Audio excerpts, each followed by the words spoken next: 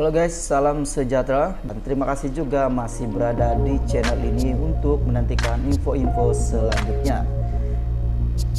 Berita hari ini saya mau kongsikan kepada Anda daripada berita Sinar Harian. Ia pemberian Tengku Sultan Johor PM.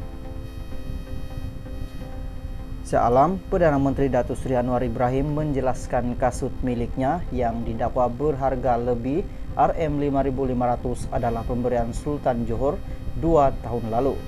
Beliau menjawab satu ucapan oleh pengguna akaun Twitter berkenaan kasut tersebut pada Selasa. Ia pemberian Tengku Sultan Johor 2 tahun yang lalu. Saudara napor soal saya tidak mengapa, tapi jangan bawa naratif fitnah, katanya dalam laman Twitternya pada Selasa. Sebelum itu, dalam satu ucapan di Twitter, seorang netizen membuat kenyataan berbelur sindiran apabila mengatakan Anwar walaupun telah menolak menggunakan kendaraan jenis Mercedes S600 untuk urusan rasmi, namun beliau dilihat mengenakan kasut jenama mewah yang berharga kira-kira 5.500. Pada Ahad, Perdana Menteri memaklumkan beliau menolak menggunakan Mercedes S600 yang telah dibeli dan diperolehi jabatan Perdana Menteri JPM. Sebaliknya akan menggunakan apa saja kendaraan sedia ada di pejabat bagi kegunaan harian. Anwar berkata, langkah tersebut diambil karena tidak mahukan sebarang pembelanjaan baru dibuat ke atas beliau.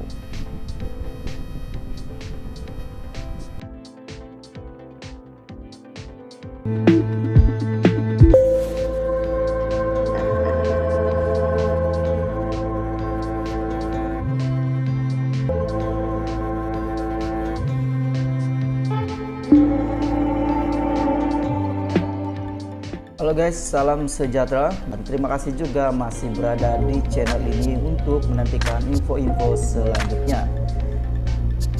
Berita hari ini saya mau kongsikan kepada Anda daripada berita Sinar Harian.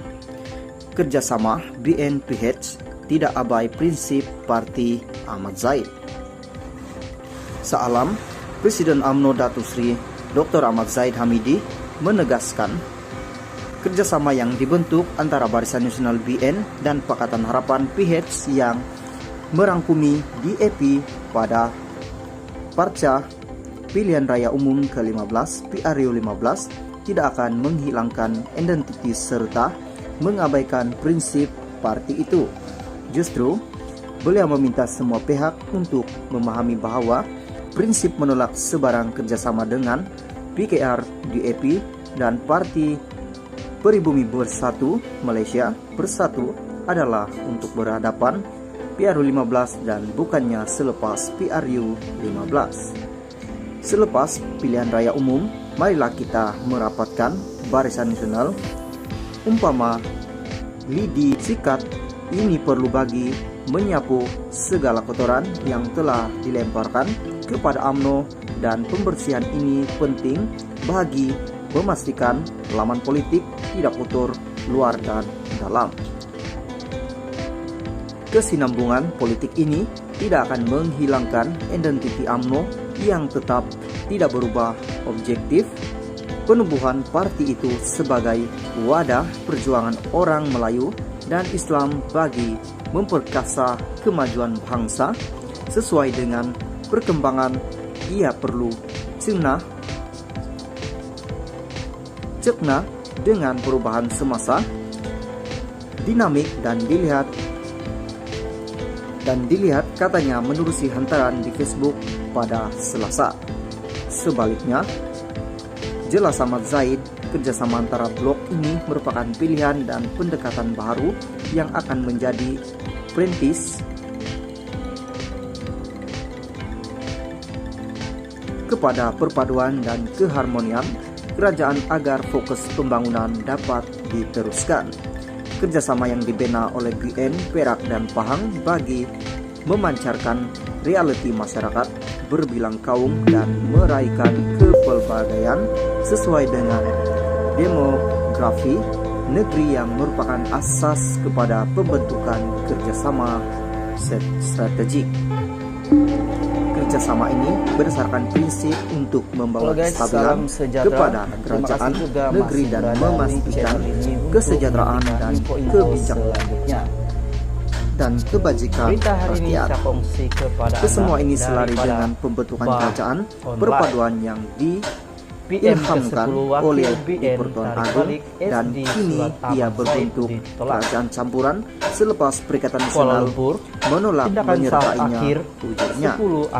Menurutnya, UMNO tetap mempertahankan dasar parti untuk mengamalkan sikap sederhana, menyebabkan pengurus Perikatan jalan Nasional tengah BN itu hilang majority untuk dan dalam dilantik menangani sebagai Perdana Menteri perubahan. ke-10 Katanya, pihaknya juga menolak parti politik menggunakan agama untuk Mereka berpolitik. berbuat demikian Sebaliknya, UMNO secara bertanggung jawab menggunakan politik untuk memelihara perkara berkaitan kepentingan bangsa Melayu Islam seperti yang termaktub dalam Pelembagaan Persekutuan, katanya. Usaha membentuk kerajaan persekutuan pasca pilihan raya umum ke-15 PRU 15 bermula pada 20 November lalu apabila Speaker atau yang dipertua Dewan Rakyat Tan Sri Azhar Azizan Harun menulis surat kepada ketua parti yang memenangi banyak kursi susulan pengundian pilihan raya umum ke-15 PRU 15 pada 19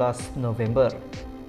Melalui surat itu, semua ketua parti dijemput mengemukakan cadangan kepada Istana Negara untuk membentuk kerajaan gabungan dan menamakan calon masing-masing sebagai PM10 dengan tempo diberikan sehingga 2 petang pada 21 November.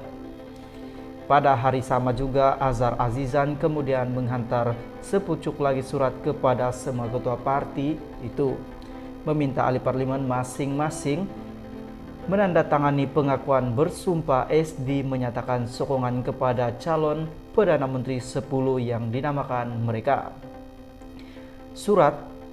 Susulan surat Speaker itu, PN yang mempunyai 73 ahli Dewan Rakyat mengemukakan surat sokongan daripada Ketua Parti GPS 23 GRS 6 dan KDM 1 beserta 10 wakil BN dan 2 bebas kepada Istana Negara. Langkah itu bagi membuktikan Muhyiddin mempunyai sokongan majoriti ahli Dewan Rakyat untuk dilantik sebagai Perdana Menteri 10 mengikut perkara 43 Perlembagaan Persekutuan. Malah, PN turut menambah satu lagi SD sebelum menjadikan kepada 100